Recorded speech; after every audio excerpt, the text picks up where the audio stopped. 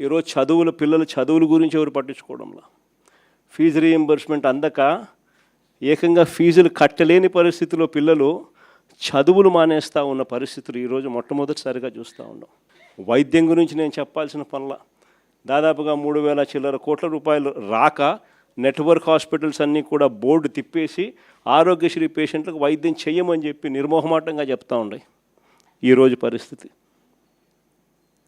విద్య తెరమరుగైపోయింది.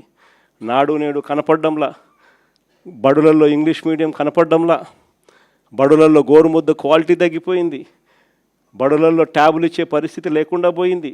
3వ తరగతి నుంచే టోఫుల్ ఒక పీరియడ్గా ఇంగ్లీష్లో బోధన చేసే పరిస్థితులు ఈరోజు రాకుండా పోయాయి. చదువులు పూర్తిగా తిరోగమనంలోకి వెళ్ళిపోయాయి. గవర్నమెంట్ బడులలో పిల్లలు జాయిన్ కావడంలా. విద్య పరిస్థితి అది, వైద్యం పరిస్థితి ఇది. రైతుల పరిస్థితి చూస్తే ఏ పంటకు కూడా ఈరోజు కనీసం గిట్టుబాటు ధరలు రాని పరిస్థితులకి ఏ పంటకు రాని పరిస్థితి. అంతటి దారుణంగా ఈరోజు వ్యవసాయం జరుగుతూ ఉంది. రైతుల గురించి పట్టించుకునే పరిస్థితి లేదు. మరీ ముఖ్యంగా యుద్ధం పేరు చెప్పి వంట నూనె కేజీ 40 రూపాయలు ఇప్పటికే పెంచేసినారు. పప్పుల ధరలు ఇప్పటికే కేజీ 15 నుంచి 20 రూపాయలు పెరిగిపోయింది. ఉచిత గ్యాస్కు దిక్కు లేదు. కానీ ఈ మనిషి ఈరోజు గ్యాస్ కొనాలనుకున్నా కూడా బ్లాక్లో 2,000 ఇస్తావా 3,000 రూపాయలు ఇస్తావా అని చెప్పి అడిగే పరిస్థితిలోకి ఇప్పుడే వెళ్ళిపోయింది.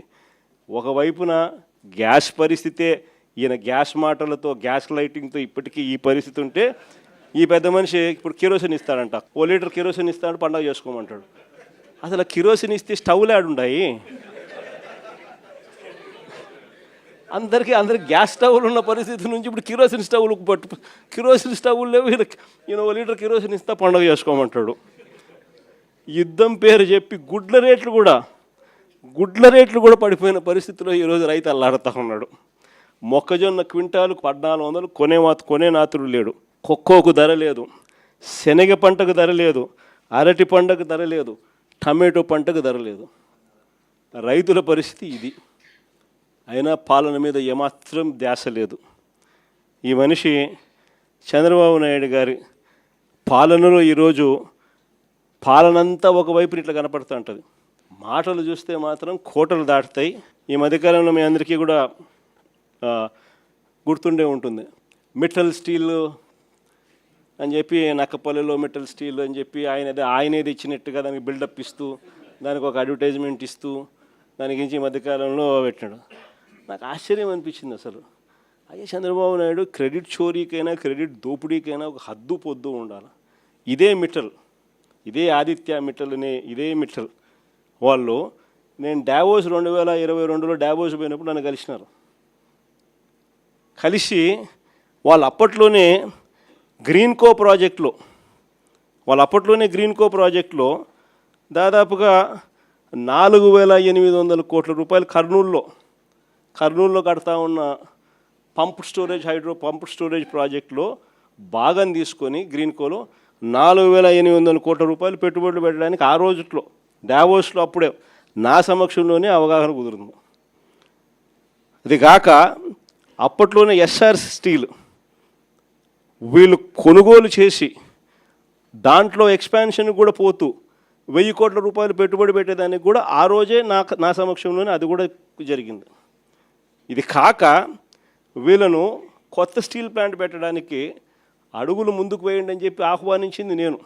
రాష్ట్రానికి ఆహ్వానించి రమ్మని చెప్పి వాళ్ళకి చెప్పి, వాళ్ళు అధికారులకు కూడా చెప్పిన, వాళ్ళు వస్తున్నారు, వాళ్ళకి ఎక్కడెక్కడ మనం భూములు ఇవ్వగలుగుతామో చూపించండి అని చెప్పి వాళ్ళు రావడము.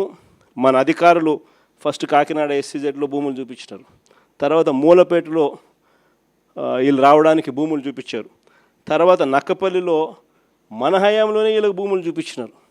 చూపించిన తర్వాత నక్కపల్లిలో వీళ్ళు ఎన్నికలకు మునిపే రావడము, నక్కపల్లిలో భూములు కూడా చూసుకోవడము, భూములు వాళ్ళకు నచ్చడము, అక్కడ ఆల్రెడీ అప్పటికే APIC భూములు మన దగ్గర ఉన్నాయి. ఆ భూముల్లో నుంచి వీళ్ళకి 2,200 ఎకరాలు మనం అప్పటికే సూత్రప్రాయంగా వీళ్ళకి ఇవ్వడం కూడా జరిగింది.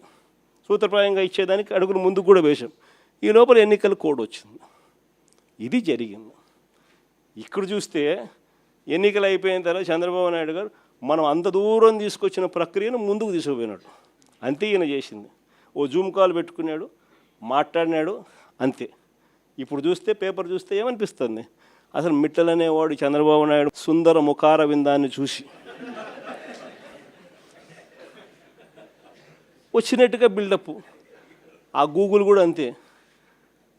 ఆ గూగుల్ కూడా అప్పుడు కూడా అంతే. అదాన్ని తీసుకొచ్చింది మనం, గూగుల్ను తీసుకొచ్చింది మనం.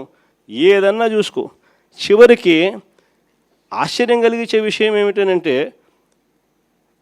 ఇదే నక్కపల్లిలో 2023లోనే మనకు బల్క్ డ్రగ్ పార్కు 13 రాష్ట్రాలతో మనం పోటీపడి కేంద్ర ప్రభుత్వం కూడా బల్క్ డ్రగ్ పార్కు కట్టడానికి సహాయ సహకారాలు అందించేందుకు 1000 కోట్ల రూపాయల డబ్బులు కూడా ఇచ్చేందుకు కూడా ముందుకు వచ్చి వాళ్ళు అడుగులు ముందుకు వేసినారు 2023లోనే. మనకు అది నక్కపల్లిలో దానికి సంబంధించిన ల్యాండ్ కూడా వాళ్ళకు చూపించి 13 రాష్ట్రాలతో పోటీపడి మనం బల్క్ డ్రగ్ పార్క్ కూడా తీసుకొచ్చినాం రాష్ట్రానికి.